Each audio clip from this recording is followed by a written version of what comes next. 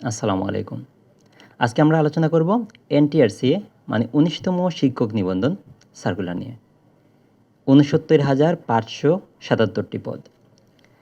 তো এটা ১৯তম শিক্ষক নিবন্ধনের জন্য প্রথমে ৭৭,০০০ শূন্যপদ ছিল। সেখান থেকে যাচাই বাছাই করে ৭৫,৭৬৯টি পদের সঠিকতা পাওয়া গেছে। তারপরে সেখান থেকে ১৮তম শিক্ষক নিবন্ধনের জন্য উত্তীর্ণদের জন্য ৬,০০০ পদ আলাদা করে রাখা হয়, যার ফলে এখন ১৯তম শিক্ষক নিবন্ধনে যারা চান্স পাবে তাদের জন্য বরাদ্দগত সিট হচ্ছে ৬৯,৫৭৭টি। এখন কথা হচ্ছে যে সার্কুলার প্রকাশিত হচ্ছে না। তো সার্কুলারের জন্য তোমাদের এই যে ৬৯,৫৭৭টি শিক্ষক নিয়োগের জন্য যে বিজ্ঞপ্তি প্রকাশের অনুমতি চেয়ে এনটিআরসি চিঠি দিয়েছে, এখনও অনুমোদনটি আসেনি।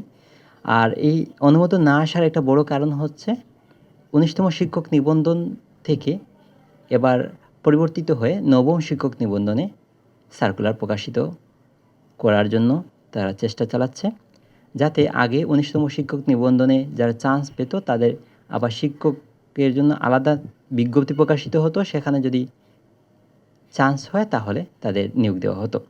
এখন এনটিআরসি চাচ্ছে যে এটা শিক্ষক নিবন্ধন আকারে, নবম শিক্ষক নিবন্ধন আকারে বিজ্ঞপ্তি দিয়ে সরাসরি শিক্ষক হিসাবে নিয়োগ দিতে।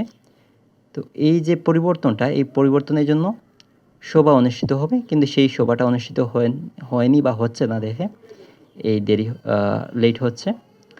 তো বর্তমানে চেয়ারম্যানের পরিবর্তন হয়েছে, নতুন চেয়ারম্যান আসছে, আশাবাদী আমরা যে তাড়াতাড়ি কোনো একটা খবর পাবো। তবে সেই তাড়াতাড়ি এতটাও তাড়াতাড়ি না, সম্ভবত আরও ১ মাস লাগতে পারে।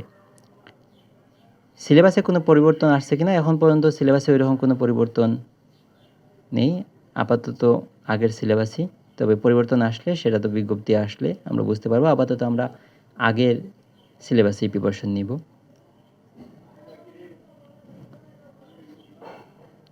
আচ্ছা, তো এই ছিল মূলত বিজ্ঞপ্তি। বিভিন্ন জায়গায় দেখলাম যে সার্কুলার নিয়ে অনেকে বলতেছে যে ৩-৪ মাস লাগবে। আসলে ৩-৪ মাস লাগার কথা না, লাগবেও না।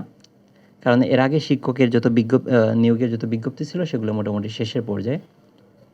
তো আশা করি খুব তাড়াতাড়ি বিজ্ঞপ্তিটি প্রকাশিত হবে, এবং বিজ্ঞপ্তি প্রকাশিত হলে বা কোনো আপডেট পেলেই আমি আপনাদের জানিয়ে দিব। আসলে আমার এই চ্যানেলটি মূলত আগে অ্যাডমিশন নিয়ে তৈরি করা ছিল, ভার্সিটির বিভিন্ন ইনফরমেশন সার্কুলার নিয়ে আলোচনা করতাম। এখন আমি নিয়মিত চাকরি প্রিপারেশন এবং চাকরির সার্কুলারগুলো আপডেট দিচ্ছি। আমি নিজেও চাকরি প্রিপারেশন নিচ্ছি।